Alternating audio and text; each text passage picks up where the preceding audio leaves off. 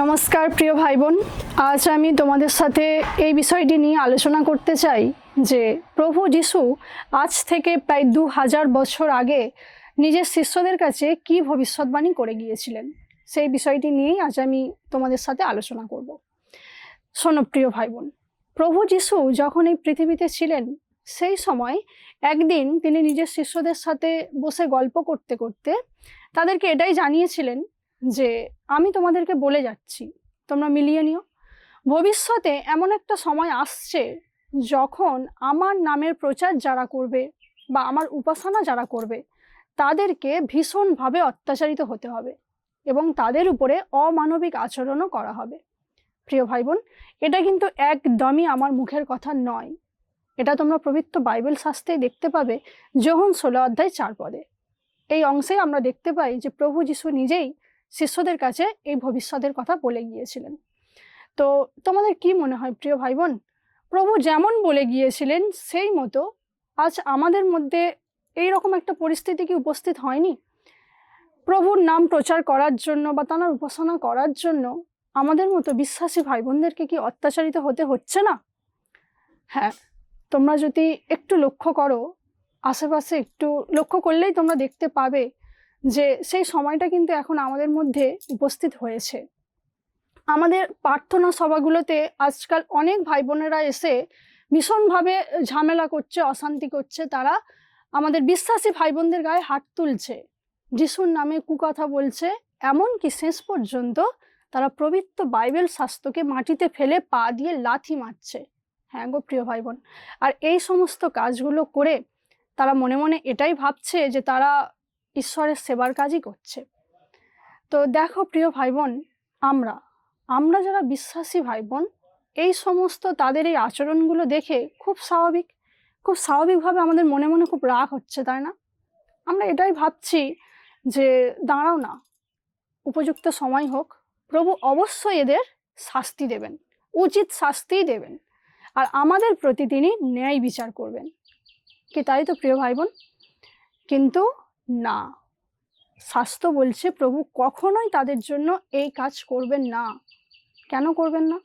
কারণ তিনি বলছেন যে যারা এই ধরনের আচরণ করছে আমি তো তাদের কোনো দোষ দেখতে পাচ্ছি না, কারণ তারা তো আমার সত্য পরিচয়টা আসলে কি সেটা জানেই না। যদি জানতো তারা তো এই কাজ করতো না। তারা যা করছে সম্পূর্ণ একটা ভুল ধারণার বশবর্তী হয়েই তারা এই কাজ করছে। অতএব তাদের এই রকমের আচরণের জন্য প্রভু বলছেন যে আমি তাদের কোনো দোষ দেখতে পাচ্ছি না।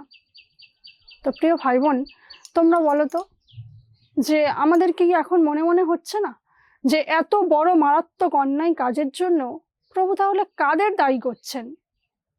শোনো প্রিয় ভাই বোন, এই জায়গাটা একটু মন দিয়ে তোমরা শোনো। তোমরা যারা প্রভু যিশুকে চিনেছো, জেনেছো, একটু লক্ষ্য করো। প্রভু বলছেন যে এই কাজের জন্য আমি কষ্ট পাচ্ছি ভীষণভাবে তাদের উপর যারা আমার সত্য পরিচয়টা জেনে আমাকে বিশ্বাস করে আমার কাছ থেকে মুঠো মুঠো দয়া পেয়েছে, কিন্তু লজ্জায় ভয়ে আজও তারা লজ্জায় ভয়ে আমার সত্য কথাটা আর 5 জনের কাছে স্বীকার করছে না। হ্যাঁ গো প্রিয় ভাই বোন, প্রভু তাদের জন্য ভীষণভাবে কষ্ট পাচ্ছেন। তাই এবার তোমরাই বলো প্রিয় ভাই বোন, আমরা যারা বিশ্বাসী ভাই বোনেরা আমাদের বিপদের সময় প্রভুর কাছ থেকে দয়া পেয়েছি, মানে আমাদের কষ্টের সময় যে প্রভু এসে আমাদের চোখের জল মুছিয়েছেন, আজ আমরা জানতে পারছি কি তিনি কাঁদছেন, আমাদের অন্যায় কাজের জন্য তিনি কষ্ট পাচ্ছেন। তো তোমরাই বলো যে এবার আমাদের কি করা উচিত?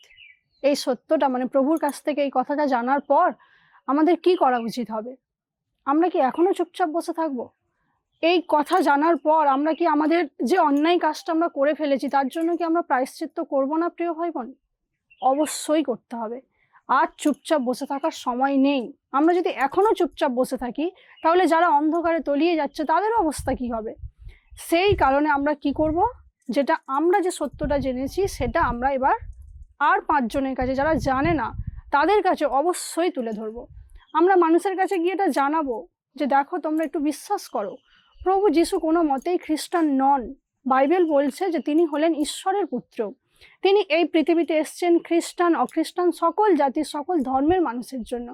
যে তাঁকে নিজের মন প্রাণ অন্তর থেকে বিশ্বাস করবে সে নিজের ধর্মে থেকেও তার আপনজন হতে পারবে।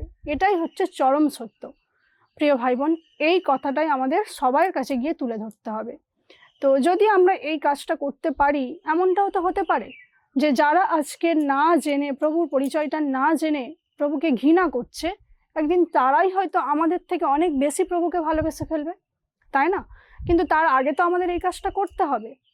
তো এটাই ছিল আজ আমার বলবার বিষয়, যে দেখো প্রভু যিশু যে ভবিষ্যৎবাণী করে গিয়েছিলেন, সেই পরিস্থিতি কিন্তু আজ আমাদের মধ্যে উপস্থিত হয়েই গেছে। তাই বিশ্বাসী ভাই বোন হিসাবে আমাদেরও আর চুপচাপ বসে থাকার সময় একটুও নেই। আমাদেরকেও খুব ব্যস্ত হয়ে পড়তে হবে প্রভুর এই সত্য পরিচয়টা সবাইকে জানানোর জন্য। আশা করি তোমরাও আমার সাথে একমত হবে, তোমরা যারা বিশ্বাসী। তাই এসো আমরা সবাই মিলে এই কাজটা করি, প্রভুর সত্য পরিচয়টা আমরা মানুষের কাছে তুলে ধরি। তো এই পর্যন্তই ছিল আজ আমার আলোচনার বিষয়। আশা করি সবাই বুঝতে পেরেছো তোমরা যে আমাদের কি কাজ করতে হবে। এই পর্যন্ত, ভালো থেকো সবাই, নমস্কার।